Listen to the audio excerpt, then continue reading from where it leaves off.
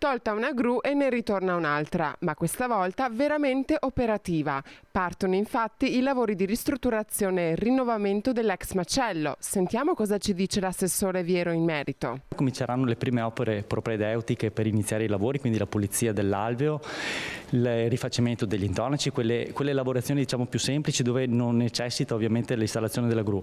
Poi quando sarà il momento delle opere più pesanti la gru ritornerà sull'area dell'ex macello. Ci è stato segnalato che l'area non ha posteggi per le macchine che parcheggiano lungo la strada in zona privata, andando così incontro a sanzioni o a rimozione del mezzo. E il Comune come si adopererà per facilitare la vita dei cittadini? Le opere che la proprietà deve fare sono anche quelle di rifacimento della pavimentazione antistante proprio l'ex macello, e quindi sarà anche l'occasione per rivedere quelli che sono gli stalli delle auto e altre appunto criticità dell'area.